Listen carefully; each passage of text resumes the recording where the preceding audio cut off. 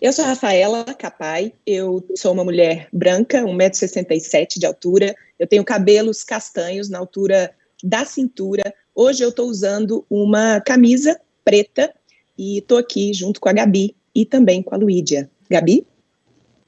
Oi, gente, eu sou a Gabi, eu sou uma mulher preta, tenho tranças box braids no cabelo, estou usando uma blusa de frio verde-limão e ao meu lado tem a cabeceira da minha cama e do outro meu guarda-roupa. Estou no meu quarto. Agora a Luídia.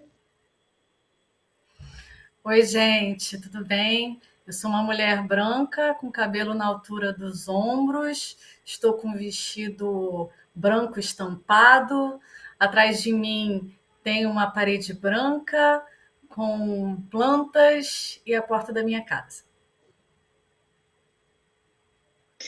Legal, meninas. Vamos começar esse papo. Eu acho que a ideia hoje aqui é a gente buscar a inspiração da economia circular, né? Essa coisa que a natureza faz tão lindamente, que é aproveitar cada uma das coisinhas que ela cria e que ela coloca à nossa disposição, e tudo isso volta para a Terra e volta para o planeta e continua sendo reciclado, né? E a ideia hoje, então, é puxar disso e a gente falar um pouquinho de como a gente consegue reciclar as nossas ideias, né? Como é que a gente pode reaproveitar aquilo que a gente pensa, aquilo que a gente faz, os nossos comportamentos, os nossos hábitos, para que a gente, inclusive, tenha uma vida mais sustentável em todos os sentidos também, né?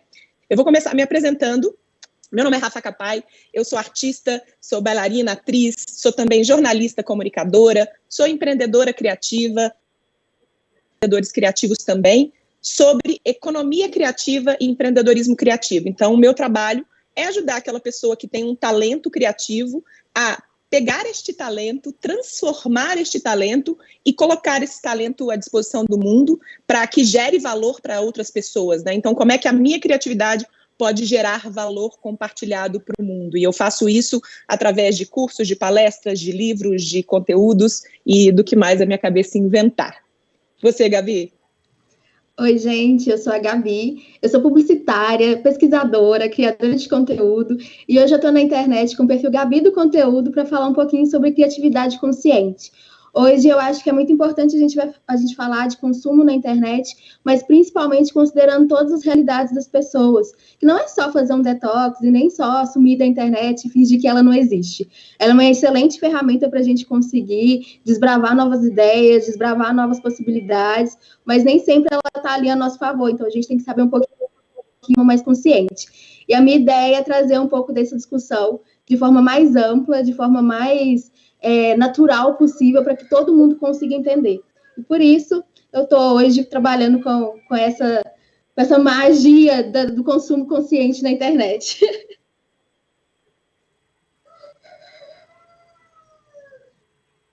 Luídia? Oi, gente. Então, eu sou Luídia, professora de biologia, educadora há mais de 15 anos. Nesse caminho eu fui me especializando, fiz mestrado, fiz doutorado e ingressei na Rede Federal de Ensino. Sou professora no Instituto Federal de Educação, Ciência e Tecnologia do Rio de Janeiro, na cidade de Nilópolis. Atuo na área de ensino, pesquisa e extensão, associada a resíduos sólidos, a lixo, a reciclagem, a importância das cooperativas de reciclagem, dos catadores e das catadoras, e um pouco de como consumir e poder tomar atitudes. Isso é acessível também, essa discussão também cabe, porque como eu atuo, pesquiso numa área que tem diversas vulnerabilidades nesse tema, isso também faz parte do trabalho, e é muito legal estar aqui com vocês para a gente poder trocar sobre esse assunto tão importante e, além de reciclar ideias, também poder suscitar ideias, né? Duas coisas. Fazer elas nascerem de novo, né? Esse processo circular da natureza, ele é muito inspirador. Luíde, eu queria começar com você, porque eu acho que a gente tem esse conceito de sustentabilidade que vem sendo conversado há tanto tempo, sei lá, do ponto de vista, né, de ter ocupado o mainstream. A gente está falando aí de Eco 92, sei lá, desde os anos 90, um pouquinho antes disso. O que a gente, né, pode aprender com o conceito de sustentabilidade? Eu, por exemplo, eu sempre trago ele para perto, no conceito de sustentabilidade pessoal, para mim e para os meus alunos, né? A forma como a gente está fazendo as coisas é sustentável? A gente consegue continuar fazendo desse jeito por muito mais tempo? O preço que eu estou cobrando é um preço sustentável? Né? O tempo que eu estou trabalhando é um tempo sustentável? Você acredita que é ok a gente buscar esse conceito e trazer ele mais para perto? Ou você acredita que é separado? Né? Que a sustentabilidade ambiental, a sustentabilidade do planeta é uma coisa e a sustentabilidade pessoal é outra? Ótima pergunta. A sustentabilidade já é um tema desde os anos 70, né? A partir da Conferência de Estocolmo, em 1972, surgiu o conceito de ecodesenvolvimento, depois o termo desenvolvimento sustentável foi criado em 1987, e começou a se discutir cada vez mais a importância disso. Sustentabilidade, na verdade, é uma forma de manter ou aumentar de forma equânime, igualitária, estoques do capital ambiental, ou seja, dos recursos naturais que a gente tem, manter também as políticas sociais e econômicas que a gente tem de igual forma nas gerações atuais e nas gerações futuras. O que a gente vive atualmente? A gente vive um desequilíbrio, que a questão econômica ela é mais importante. Então, o que mais importa é que os estoques econômicos sempre aumentem, em detrimento da diminuição do estoque da natureza, do que a gente tem de biodiversidade, de cultura, de floresta. Isso entra a questão social. E aí esse tema economia circular, ele já meio que existia, mas ele foi mesmo oficializado em 2010 com o surgimento da Fundação Ellen MacArthur, que é uma velejadora que, pensando em mudar o mundo, criou essa fundação, criou o tema justamente pelo que você falou, com 3 princípios básicos que a economia circular tem, né? Ela tem o princípio de eliminar poluição e resíduos, evitando a geração de resíduos de alguma maneira. Ela tem também uma função de tornar os sistemas regenerativos, de regenerar os ecossistemas, de regenerar os processos. O processo industrial não é regenerável, ele não recicla, ele não volta em si, ele é linear. E o terceiro tema é aumentar a cadeia de valor dos produtos, né? A partir da reciclagem, a partir de reuso, a partir de outros processos. E aí, nesse tema, sustentabilidade pessoal tem a ver, sim, porque nós fazemos parte individualmente naquele trabalhinho de formiguinha, do pequeno grãozinho, para promover a sustentabilidade, mas nós não tomamos decisões. Nós, como pessoas, não temos tanta capacidade de decidir, não temos poder de decisão, não temos poder de tomada de decisão. E quem tem esse poder são as corporações, são o governo. Então, a gente é importante nesse processo, mas a gente tem uma fraqueza e a gente precisa tentar, de alguma forma, se unir e influenciar quem realmente toma esse poder de decisão, para que a gente possa realmente mudar o hábito, porque a gente pode querer mudar o hábito, mas é muito difícil, não é acessível, não é possível dentro de um mundo desigual, dentro de um mundo de várias culturas, dentro de um mundo que está, como você mesmo disse, correndo, imediatista. Então, mais ou menos isso. Não sei se eu cheguei onde você queria que eu chegasse. Gabi agora pode falar um pouquinho para a gente dessa interseção, né, racial também, sobre sustentabilidade, né? Eu vejo pessoas pretas fazendo críticas ao conceito de sustentabilidade, né? Então, quero te ouvir sobre isso também, Gabi. Cara, veio muitas coisas na minha cabeça, porque hoje eu percebo muito que eu falo de criatividade, mas de um jeito sustentável também. Porque eu acho que o discurso que muitas vezes as pessoas fazem na internet, principalmente pessoas que trabalham com marketing, com criação de conteúdo, é muito aquela questão de, tipo assim, gente, para ter sucesso na internet, vocês precisam produzir muitas vezes por dia, precisam postar inúmeras vezes por dia, e as pessoas não se dão conta o quanto isso anula o nosso processo criativo, o quanto que isso anula a nossa criatividade, a nossa forma de pensar de um jeito diferente, de pensar além do que está ali proposto para a gente. Eu acredito muito no poder da criação offline, assim, mesmo que seja para o online. Eu não sou o tipo de pessoa que fala assim, ai, gente, saiu da internet, vamos fazer outra coisa, porque não é sobre isso. A gente não tem essa decisão de não estar na internet. Eu acho que é muito louco isso. Então, eu acho que a gente tem o poder de não de tomar decisões, mas de pensar um pouco mais no que a gente está se propondo ali para. A questão da sustentabilidade, da criatividade sustentável, para mim, eu acho que faz muito sentido quando a gente fala de economia circular e tudo mais, porque é pensar que nossa criatividade também funciona em ciclos. E eu acho que é muito importante ter consciência dessa ciclicidade da nossa criatividade para a gente saber, mesmo tendo objetivos na internet, mesmo tendo distintas realidades, que eu acho que várias pessoas, elas vivem de internet, elas precisam viver de internet, então elas precisam estar expostas ali.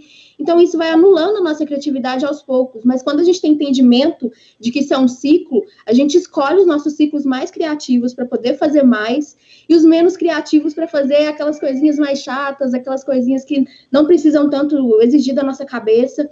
E quando a gente fala de questões raciais, a gente tem o algoritmo aí que, lógico, não nada é confirmado, mas vários criadores de conteúdo negros, LGBTQIA+, que fazem parte dessas interseccionalidades, eles sofrem muito para ter o seu conteúdo entregue para as outras pessoas.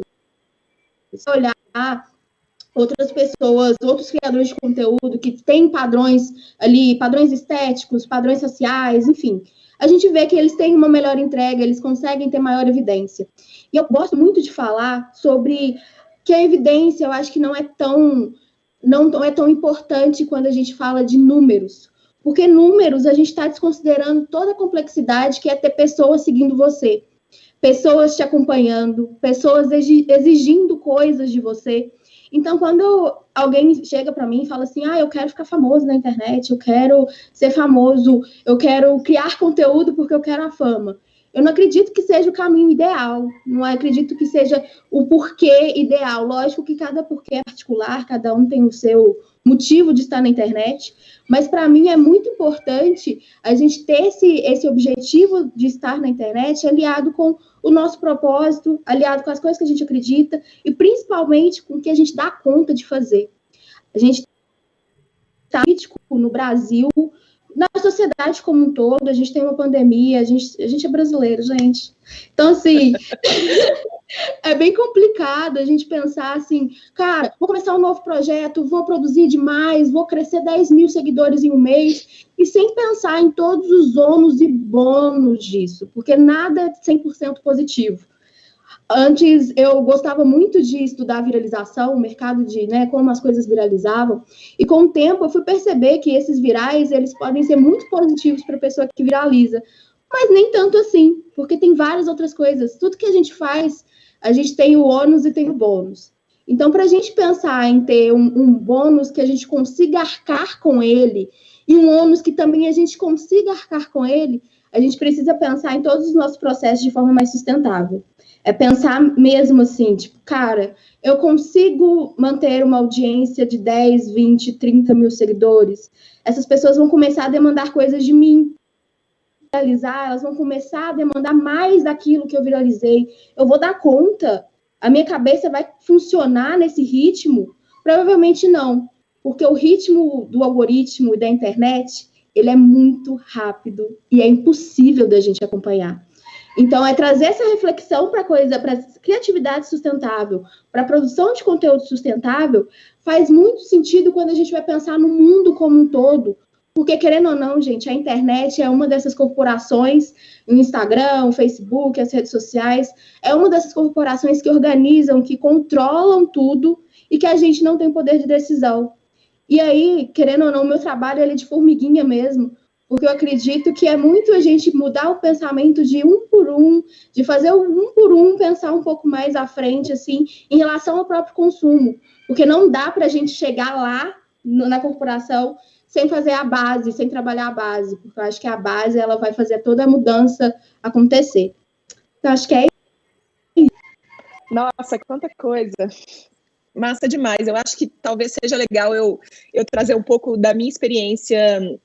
A gente estava conversando aqui nos bastidores e contei para vocês, né, de como é que eu tinha vivido um burnout em 2016, e esse peso, né, de carregar uma grande audiência pesou muito para mim nesse processo, né?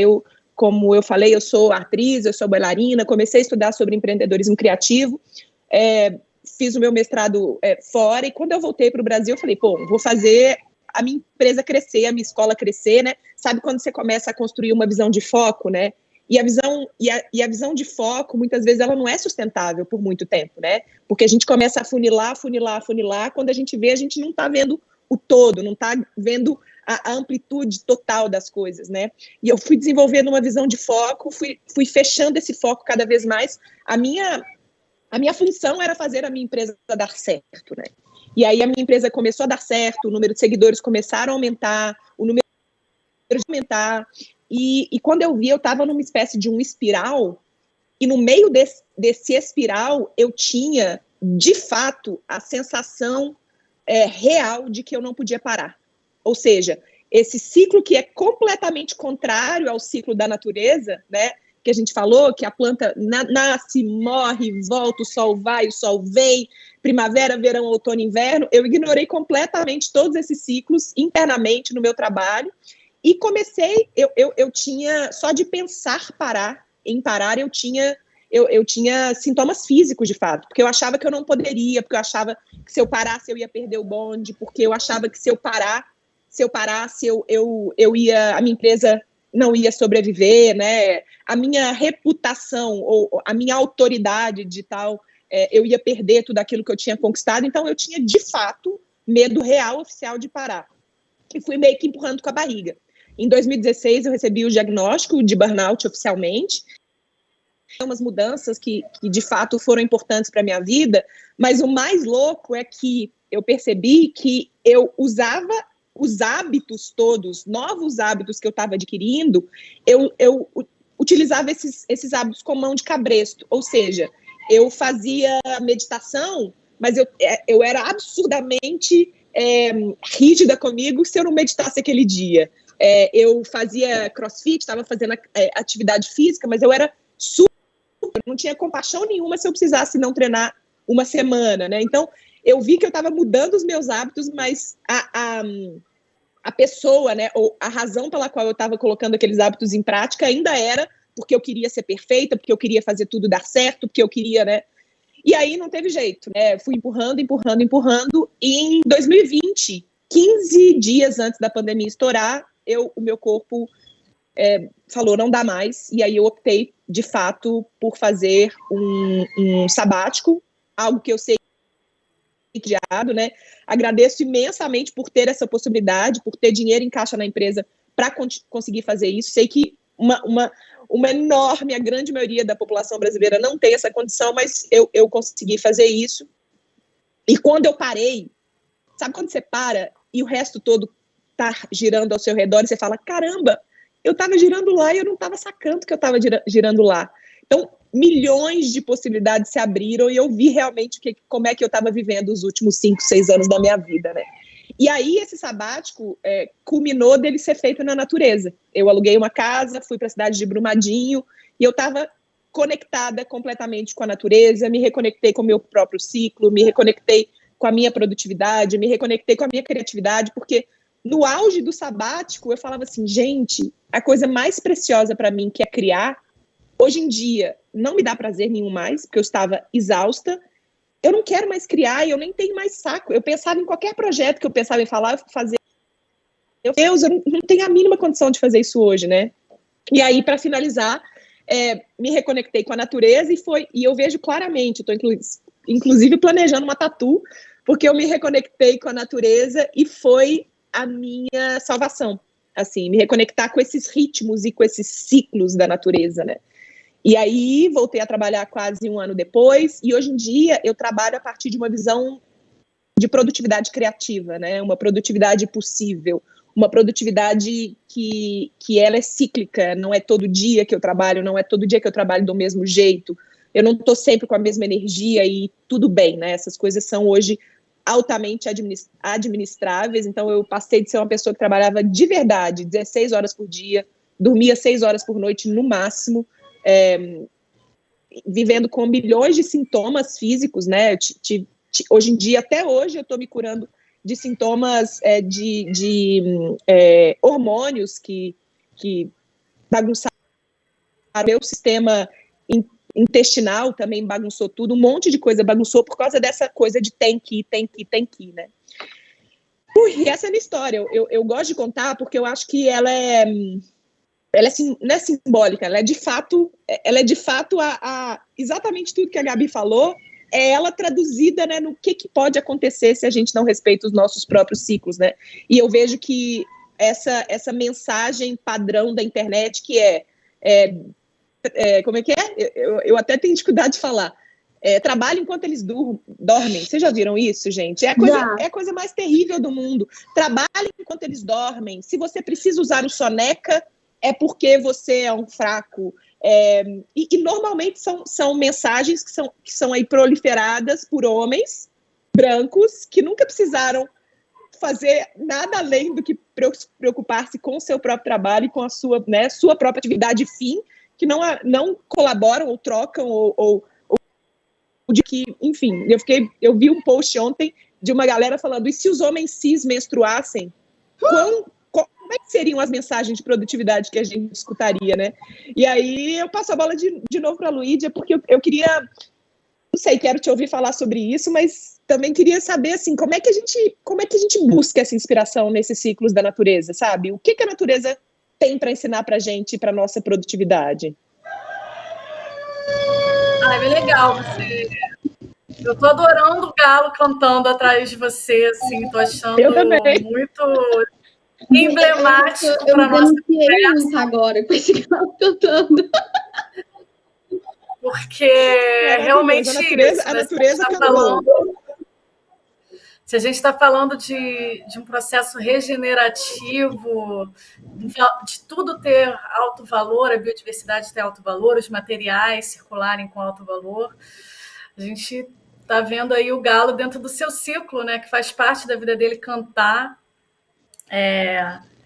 E conforme você perguntou, né, a natureza ela nos dá muitos exemplos disso. Uns exemplos é a questão do ciclo vital, que ele tem um nascimento, um crescimento até a maturidade e depois existe a senescência até a morte, né? Isso nos indica que a vida tem uma finitude e os recursos são finitos, né? Então, isso já é um tema.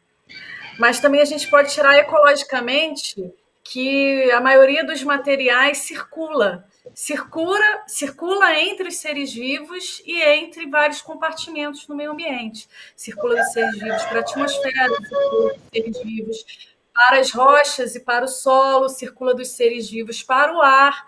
E a gente, nas nossas atividades, a gente acaba afetando esse processo e fazendo com que materiais que estão dentro do seu ciclo e têm que se manter incorporados aos seres vivos, incorporados ao solo, incorporados à rocha, que eles saiam dessa condição e passem a poluir o ar, a poluir a água. Então, existe todo um desrespeito à própria capacidade da natureza de reciclar. E também tem uma questão muito interessante que é o que a gente poderia chamar de biofilia, que é a característica estética da vida. Né? Todos os seres vivos eles têm como se fosse uma consciência estética das coisas, de entender o que é bom, o que é bonito, e por isso que a poluição, as doenças, elas nos causam nojo, né? Então, eu acredito que essas três coisas poderiam ser colocadas dentro de como a vida pode nos influenciar. Então, a biofilia, a biomimética, de reconhecer em animais e nas plantas características que existem na espécie humana, que se considera mais importante que as outras e tem feito isso, né? Eu também pensei numa coisa, conforme você estava falando, que eu vou falar rapidinho, que, assim, você colocou muito essa condição de privilégio, né, de poder conseguir criar, tentar criar, ter oportunidade para criar, e quando você sentiu que você estava tomada por esse mundo que nos engole, você teve seu ano sabático, aí eu quis, assim, um pouco reiterar, destacar o quanto que é importante que a gente tenha uma política de mudança que venha de cima para que as pessoas que não têm as mesmas escolhas que você, que eu, ou que a Gabi tiveram, possam poder criar e possam viver dentro de um sistema regenerativo. Porque se a gente for pensar, tem tantas pessoas que trabalham muitas horas por dia, pegam transporte público, elas não têm tempo para cozinhar o próprio alimento delas. Elas são obrigadas a consumir alimentos ultraprocessados, ultra embalados, e elas têm mal tempo para saber o que elas vão fazer com essa embalagem também. E é muito difícil para elas pensar por quê e qual a necessidade do que elas têm que fazer com aquela embalagem depois, porque a vida já está difícil. E porque a noção de sobrevivência, que também tem a ver com a vida, né? A gente tem um senso de sobrevivência que é mais importante do que tudo.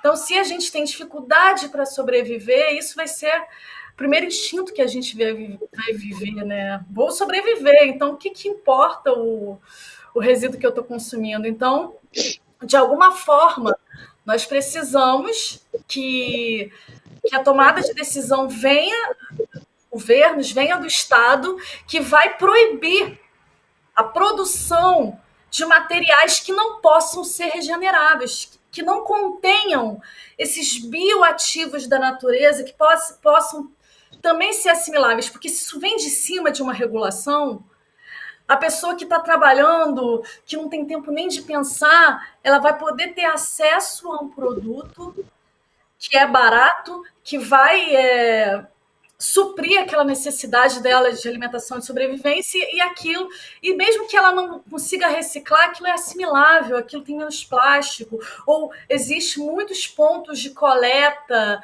disponíveis por aí, existe uma rede. Então, isso que eu queria colocar. E também, só para complementar, dentro do conceito de economia circular e da própria Fundação MacArthur, né, eles têm um pacto, que é a nova economia do plástico, em que 20% das empresas do mundo que fabricam embalagens de plástico e colocam embalagens de plástico no mercado, elas estão investindo até 2025 para que todas as suas embalagens sejam recicláveis, compostáveis e reutilizáveis.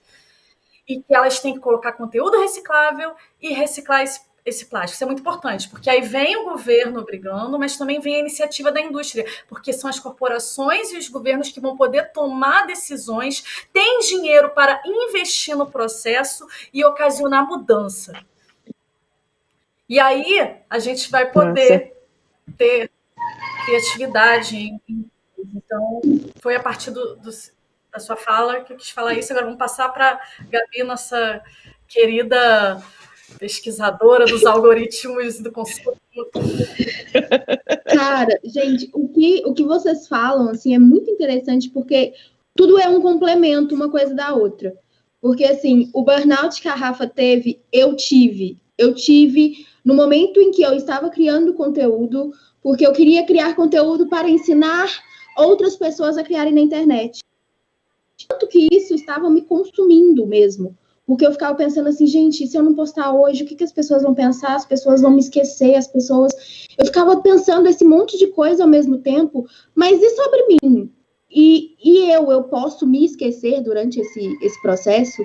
Eu vou viver... Querendo ou não, acho que tem um livro que chama Sociedade do Espetáculo, que ele fala muito sobre a questão de, a partir do momento em que a modernidade começou a ser a modernidade, o ter passou a ser maior do que o ser.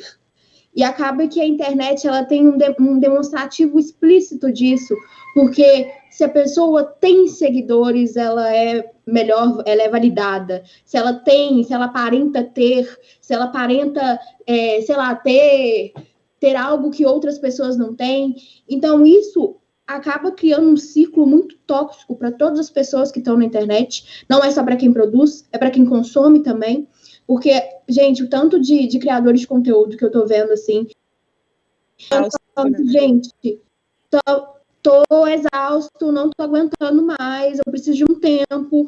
E as pessoas, elas não entendem que isso não deveria ser algo justificado, sabe? Porque, lógico, a gente tem uma comunidade, a gente cria algo na internet, beleza. Mas o que você faz como melhor para si não deveria ser algo que tem que ser o tempo todo justificado para outras pessoas. Assim como as pessoas que querem criar na internet, querem construir algo na internet, eu gosto de deixar muito claro, eu tenho um curso que chama Consciência Criativa, que eu falo muito sobre essa criatividade interseccional, e eu deixo muito claro que aquela frase de quem não é visto não é lembrado é extremamente sem recorte de realidade, porque se a pessoa ela prioriza sua mensagem, ela prioriza seu processo, ela vai passar uma mensagem relevante, pode passar anos que ela vai ser lembrada por essa mensagem relevante. Eu acho que a busca por construir algo na internet ou por consumir algo deveria ser muito inclinada para, tipo assim, o que eu posso contribuir para o mundo, mas sem se desconectar de mim. Porque a partir do momento que eu não estou em harmonia comigo mesma, isso é sobre ciclos, é sobre se conectar com a natureza, é sobre se conectar com as pessoas que são importantes para a gente. Porque, lógico, as pessoas que nos acompanham na internet são extremamente importantes, são nossa comunidade. Mas, às vezes, as pessoas que estão ali conosco no nosso dia a dia estão perdendo a gente pela avalanche da internet. Então, pensar nisso tudo, pensar nas nossas relações, pensar no que a gente constrói, ajuda a gente a pensar mais sustentável em relação a consumos, porque o consumo na internet, eu acho que é só um passo. A partir do momento que a gente entende que, se a gente consumir de forma mais consciente, a gente está melhorando o mundo para um pensamento coletivo mais consciente, a gente acaba passando isso para outras áreas da nossa vida. A gente deixa de consumir, a gente deixa de ser menos consumistas, de consumir coisas, principalmente porque a gente é movimentado pelaquela coisa do ser importante. A gente consome menos, a gente procura alternativas mais saudáveis, a gente procura se desconectar de forma mais saudável. Então, é um ciclo mesmo, que quando a gente entra nessa espiral de, talvez, de um autocuidado, é muito legal que a gente consegue mudar não só nós mesmos, mas todo mundo que está à nossa volta. Massa demais. A gente está entrando agora já nos minutinhos finais, as nossas considerações, então eu queria meio que dar uma resumida no que ficou de mais potente para mim da nossa fala, e eu sugiro que cada uma de nós faça a mesma coisa. E o que eu tenho pensado muito é que existe, claro, duas esferas de atuação, né, que a gente precisa quando a gente está querendo reciclar a maneira como a gente vive, a maneira como a gente trabalha, a maneira como a gente troca, como a gente vende, né, como a gente produz. Uma dessa esfera é pessoal, né, como a gente falou, e ela tem a ver com qual o poder e força e agir sobre os meus próprios comportamentos. Então, o que eu posso fazer no meu dia a dia, o que eu tenho controle, o que eu tenho domínio, e claro, isso vai depender muito de pessoa para pessoa, não é igual, né? Eu ver uma blogueira, por exemplo, falando da rotina matinal dela e achar que eu tenho que seguir exatamente igual, e eu tenho uma vida completamente diferente, não é por aí que a gente está falando, né? Mas o que está no meu domínio, na minha agência, o que eu consigo mudar na forma como eu vivo, na forma como eu trabalho, na forma como eu consumo, na forma como eu crio. Esse eu acho que é o primeiro. E a segunda, né, é o que eu preciso cobrar dessas outras esferas, que são as esferas que vão fazer, de fato, a grande diferença, né? Porque a gente pode falar do burnout como um problema pessoal, mas a gente precisa mergulhar mais fundo, né? O burnout parte e nasce de uma opressão que vem do sistema capitalista por si só. Então, não tem como a gente falar em burnout só nessa esfera pessoal. A gente precisa falar no burnout também, né? Dessa esfera que é coletiva, e a gente precisa se coletivizar de fato para tentar mudar essas outras, né? Essas outras instâncias, né? Só mudando essas duas instâncias a gente consegue de fato mudar. E aí eu vou finalizar com um resuminho aqui. Eu fiz um TEDx, eu acho que em 2016, exatamente sobre isso, né? Sobre futuros possíveis, e a fala da Gabi também, da Luídia, me lembraram muito disso, né? Mais colaboração e menos competição, mais propósito e menos status, mais criação e menos consumo, mais reuso e menos descarte, mais colaboração e menos competição, mais distribuição e menos acúmulo, mais desenvolvimento, que é diferente de crescimento. E é isso, essa é a minha contribuição. E vocês, quais são as questões finais? Lídia, fica à vontade. Perfeita a sua fala. Depois disso, é até difícil, mas quero deixar um recadinho como professora, educadora, e a classe também é muito afetada pelo burnout, né? Uma das maiores classes de trabalhadores afetadas pelo burnout. Mas é assim, se você tem condição de poder escolher, escolha os produtos que você utiliza, as embalagens. Se você puder usar tudo que a natureza pode, de novo, assimilar dentro do seu ciclo, que você faça isso. Então, todo mundo sabe que, para que eu vou usar isopor? Para que eu vou usar aquele plástico que parece metal, mas aquilo não é metal? Para que eu vou usar aquele monte de espuma? Tem coisas que os ancestrais utilizavam e são perfeitamente utilizáveis. Então, vamos resgatar isso, a bucha vegetal, entre outras coisas, só para a gente também não fugir. Então, reciclar ideias, criar e também resgatar coisas que já foram feitas e que práticas que são realizadas por comunidades tradicionais, por ancestrais, que podem ajudar a gente a buscar um mundo melhor, porque está difícil, a gente está em condições de se adaptar, mitigar, é difícil e é isso. A criatividade é muito importante porque a humanidade, toda humanidade é criativa. Se a gente perceber, cada pessoa tem o seu tipo de criatividade, que pode ser cantar, pode ser escrever, pode ser comunicar, pode ser plantar. E a vida, e essa vida corrida dentro do sistema capitalista, ela nos tira isso. Então, se a gente puder deixar a nossa criatividade fluir, a gente já vai, de alguma forma, melhorar o mundo. A Gabi, que o tempo está acabando. É isso. Eu acho que vocês falaram tudo, assim. Eu queria deixar um recado, que eu acho que é um recado final. A gente está em setembro, a gente tem todas essas discussões agora, setembro amarelo vindo aí. Eu acho que, gente, sempre quando vocês puderem, tiverem e priorizar a sua saúde mental com um profissional capacitado, façam isso, porque parar nunca deve ser uma dúvida a qual a gente se sente péssimo em pensar em parar porque estamos exaustos. Eu acho que parar sempre deve ser uma escolha. Parar deve ser sempre algo que a gente escolhe para poder respirar, para a gente poder se conectar consigo mesmo, que a gente possa se conectar ao que a gente acha importante. Eu acho que a gente tem sempre aquela coisa de se eu parar, eu vou ficar para trás, mas a partir de que régua? A partir de que régua a gente está medindo esse nosso sucesso, esse nosso possível sucesso? Essas réguas normalmente não são as mais justas possíveis. Normalmente nunca são. Então, é que sempre você tem de parar, de focar no seu processo. E, lógico, eu estou falando aqui, eu sou uma mulher preta, mas eu estou sentada em inúmeros privilégios. Mas, assim, quando eu tive burnout, eu tive que parar por um final de semana. Eu não consegui fazer um ano sabático. Então, tem como parar, tem como a gente conseguir respirar, mas a gente precisa sair às vezes, sair para parar para pensar, para analisar a coisa que a Rafa falou, que a gente sai, a gente vê que a gente está numa roda que está girando extremamente rápido. Ter esse momento de parar é muito importante e, gente, façam terapia. Nossa, obrigada, meninas. Foi um prazer falar com vocês duas e que a gente possa inspirar as pessoas a buscarem mais presença e menos pressa, né? Se a gente conseguir isso, já é muita coisa. Obrigada, gente. Obrigado, Manorama. Tchau, gente. Foi ótimo conhecer vocês. Vocês são duas lindas, maravilhosas. Perfeito.